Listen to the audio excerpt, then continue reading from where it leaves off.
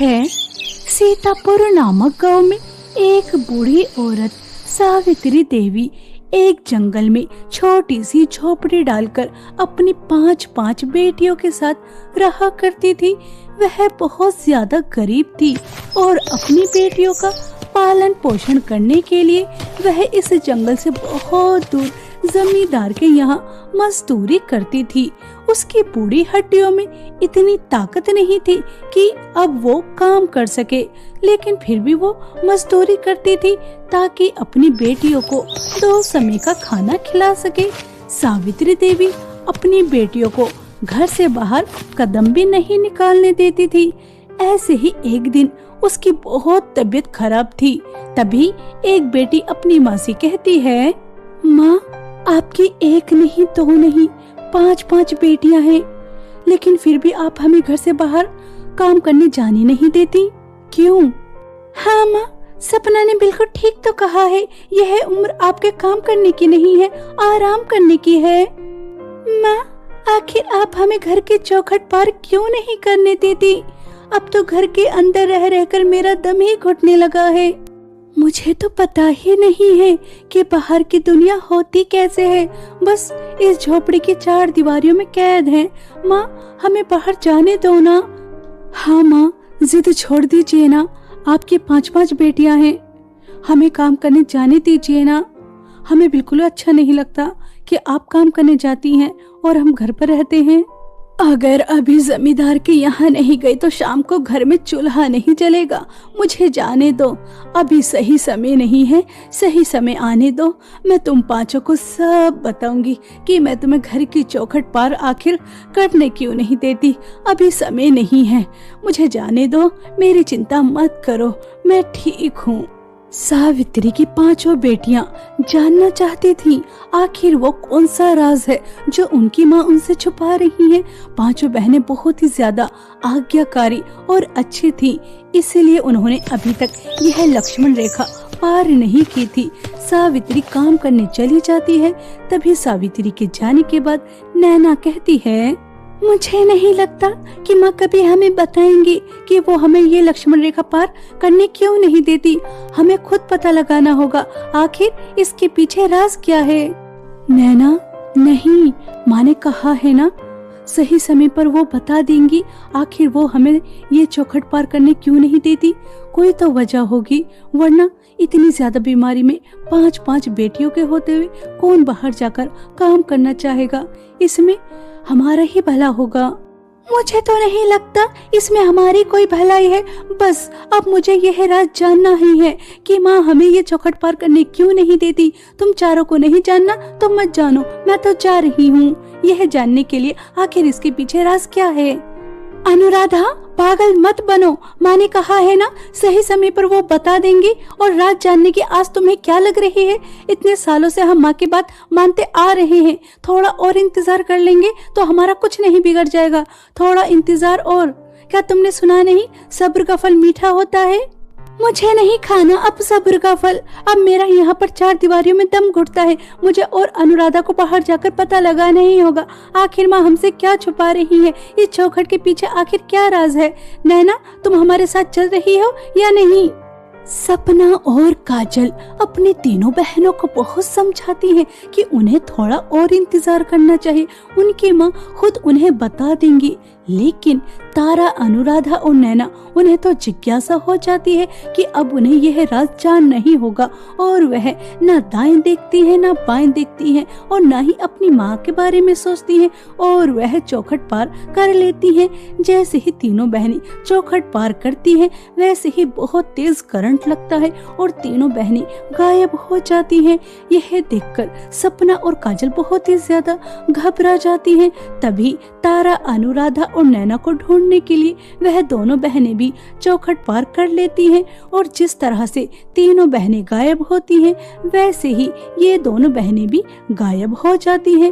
और वहीं दूसरी तरफ जब शाम को सावित्री देवी काम कर कर अपने घर वापस आ रही थी, तभी रास्ते में उसे एक जादूगरनी रोक लेती है और उसके ऊपर वार कर देती है। दुष्ट जादूगरनी, तू तो बोतल के अंदर थी, आजाद कैसे हो गई? तू तो तब तक आजाद नहीं हो सकती थी जब तक मेरी पांचों बेटियां मेरी बनाई हुई लक्ष्मण रेखा पार नहीं करती, और मेरी बेटियां मेरे घर पर हैं तो बोतल से आजाद कैसे हो गई? बहुत मान था ना तुझे अपनी बेटियों पर कि तेरी बेटियां हमेशा तेरी बात मानती हैं, आज्ञाकारी है तेरी बेटी। अफसोस तेरी पांचों बेटियों ने वह लक्ष्मण रेखा तोड़ दी है, अब वो मेरी कैद में है। देख, मेरी तुझसे बस एक चीज की लड़ाई है, मुझे जादुई गाउन दे दे। वो जादुई गाउन मेरी बेटियों के हैं और मेरी शक्तियां अभी इतनी कमजोर नहीं। तुझे क्या लगता है कि मैं तुझसे हार जाऊंगी? कभी नहीं हारूंगी। अगर मेरी बेटियां वो लक्ष्मण पार नहीं करती तो इस पूर्णिमा की रात तेरा अंत हो जाता, लेकिन कोई नहीं, अंत तो तेरा होना ही है, और वो भी मेरे हाथों। यहाँ सावित्री और इस जादूगरनी के बीच लड़ाई हो रही थी। वहीं दूसरी तरफ पांचों बहनें एक पिंजरे में कैद बहुत ही ज्यादा परेशान और घबरा रही थीं। अगर हम वो लक्ष्मण रेखा पार नहीं करते तो आज हम इतनी बड़ी मुसीबत में नहीं होते। पता नहीं यहाँ पर हमारे साथ क्या होगा और वहाँ पर हमारी माँ के साथ क्या हो रहा होगा। मुझे क्या पता था कि हम एक जादूगरनी की बेटियां हैं। वो तो हमें यहाँ आकर पता चला है। हमारी माँ की जान को खतरा है। हमसे कितनी बड़ी गलती हो गई। अब क्या होगा? हम तो यहाँ से जा भी नहीं सकते। इतने सालों से तूने मुझे कैद रखा, लेकिन तू फिर भी मुझसे जीत नहीं पाई। जीत किसकी हुई? मेरी तेरी सौतेली बहन की। मैं जादुई गाउन से इस दुनिया पर राज करना चाहती हूँ, शक्तिशाली जादूगरनी बनना चाहती हूँ। सीधी शराफत से मुझे वो देती है या नहीं? नहीं, कभी नहीं। मैं अच्छी तरह से जानती हूँ कि तू कितनी ज्यादा बुरी है। उनकी शक्तियों का गलत इस्तेमाल करेगी, और वह जादुई गाउन की शक्तियाँ गलत इस्तेमाल के लिए नहीं है। मैंने अपनी बेटियों को इस काबिल बनाया है कि वह जादुई गाउन की शक्तियाँ मेरी बेटियों को मिलेंगी। मैंने इतनी कठिनाइयों भरा जीवन इसलिए नहीं चुना था कि अंत में वह जादुई गाउन तुझे दे दूं। लेकिन तेरी बेटियों को वो जादुई गाउन तो तभी मिलेंगे जब इस पृथ्वी पर ऐसे 5 लड़के होंगे जिनके मन में लालच ना हो, वो दूसरों का भला करते हो और बहुत अच्छे स्वभाव के हो। लेकिन पृथ्वी पर ऐसे लड़के मिलना नामुमकिन है। ना तेरी बेटियों की शादी होगी और ना ही तेरी बेटियों को वो जादुई गाउन मिलेंगे। इसलिए अपनी जिंदगी से क्यों हाथ धोना चाहती है? चुपचाप मुझे वह जादुई गाउन दे दे। सावित्री देवी और उस जादूगरनी के बीच बहुत ही ज्यादा भयंकर लड़ाई होती है, और वह जादूगरनी सावित्री को बुरी तरह से जख्मी कर देती है। लेकिन जैसे ही सावित्री अपनी शक्तियों से उसे दोबारा से बोतल में कैद करने वाली होती है, तभी वो वहां से दुम दबाकर भाग जाती है। उस जादूगरनी के जाने के बाद सावित्री अपनी शक्तियों से अपनी बेटियों को जादूगरनी की कैद से छुड़ा लेती है, और उसकी 5 बेटियां अपनी माँ के पास आ जाती हैं और अपनी माँ की यह हालत देखकर बहुत ही ज्यादा फूट फूट कर रोती हैं। माँ, ये सब कुछ हमारी वजह से हुआ है ना हम वो लक्ष्मण रेखा पार करते और ना ही आज आप इस हालत में होते। हमें माफ कर दीजिए। हमें नहीं पता था कि आप उस दुष्ट जादूगरनी को रोकने के लिए हमें वह रेखा पार नहीं करने देते। हमसे बहुत बड़ी गलती हो गई, बहुत बड़ी गलती। हमें माफ कर दीजिए माँ। जो होना था सो हो गया। मेरी प्यारी बच्चियों, वह दुष्ट तुम्हारी सौतेली मौसी जादुई गाउन हासिल करने के लिए दोबारा से वापस आएगी। तुम्हें जल्द से जल्द 5 ऐसे लड़कों को ढूंढना है जो लालच ना करते हो, दूसरों की मदद करते हैं, उनके अंदर बिल्कुल भी घमंड ना हो। अगर ऐसे लड़के तुम्हें पृथ्वी पर मिल जाते हैं तो तुम्हें तुरंत उनसे शादी करनी होगी, और जैसे ही तुम उनसे शादी करोगी वैसे ही वह जादुई गाउन तुम्हें मिल जाएंगे। माँ, ऐसे जादुई शक्तियों का क्या फायदा जहाँ पर आप ही नहीं होंगी।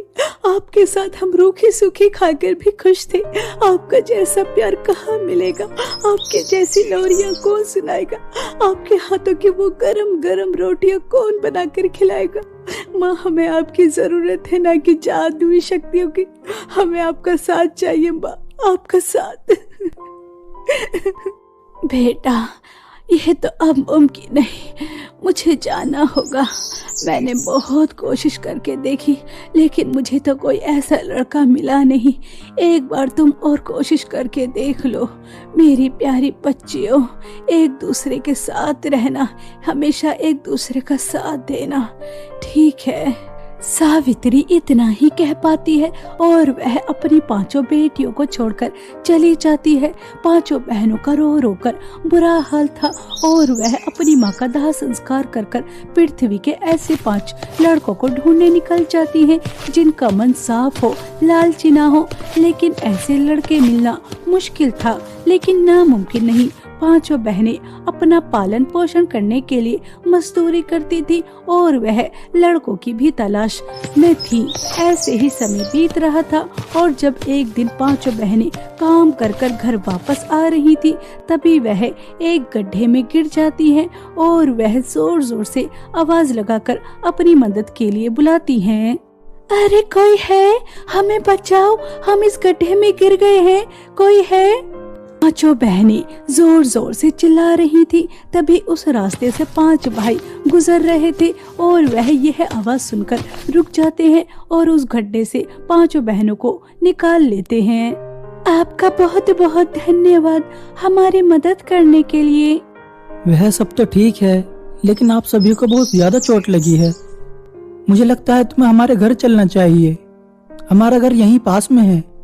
पांचों भाई पांचों बहनों को अपने घर ले जाते हैं। घर पर उनकी बूढ़ी माँ थी। अपनी माँ को काम करते देख सुमित कहता है, माँ, आपकी तबीयत ठीक नहीं रहती, हम आकर काम कर लेते, आपको आराम करना चाहिए। अरे बेटा, मैं तुम्हें काम करते हुए देखती हूँ तो मुझे बिल्कुल अच्छा नहीं लगता। थोड़ी तबीयत ठीक थी तो काम करने लगी, और वैसे भी मैं कब से कह रही हूँ शादी कर लो, शादी कर लो। घर में 5-5 बहुएं आएंगी तो मुझे भी आराम मिलेगा, और सबसे बड़ी बात कि मैं जीते जी तुम्हारी शादी होते हुए देख लूंगी। तुम शादी क्यों नहीं कर लेते बेटा? माँ, हमारी छोटी झोपड़ी में कौन लड़की आना पसंद करेगी? आजकल लड़कियों को तो बस महल जैसे घर चाहिए। कलावती देवी अपनी जड़ी बूटियां निकाल कर लेकर आती है और पांचों बहनों के जख्मों पर लगा देती है। पांचों बहनें समझ जाती हैं कि जिनकी तलाश थी वो यही है। तभी वह बूढ़ी औरत कहती है, बेटा, तुम कहाँ रहती हो और तुम्हारे माता पिता क्या करते हैं? अम्मा जी, हमारा इस दुनिया में कोई नहीं है। हम पांचों बहनें अनाथ हैं। अपना पालन पोषण करने के लिए पास में ही मजदूरी करते हैं। हम इस गांव में नए हैं। आपके यहाँ आकर हमें बहुत अच्छा लगा। बिल्कुल ऐसा लग रहा है जैसे अपनी माँ से ही मिल रहे हों। तो तुम पांचों बहनें अकेली हो। बेटा, अगर बुरा न मानो तो एक बात कहूँ, मुझे पहले ही नजर में तुम पसंद आ गई। क्या तुम मेरे बेटों से शादी करोगी? मैं तुम्हें अपने घर की बहू बनाना चाहती हूँ। मुझे बेटियां मिल जाएंगी और तुम्हें माँ। जो बात करते हुए पांचों बहनें झिझक रही थी, वह बात कलावती देवी कर देती है और पांचों बहनें तुरंत शादी करने के लिए तैयार हो जाती हैं। और जैसे ही पांचों बहनें शादी करती हैं, उनके पास सुंदर सुंदर जादुई गाउन आ जाते हैं। यह देखकर कलावती देवी और उसके पांचों बेटे चौंक जाते हैं। बेटा, यह क्या है? जैसे ही तुम्हारी शादी हुई वैसे ही यह गाउन आ गए।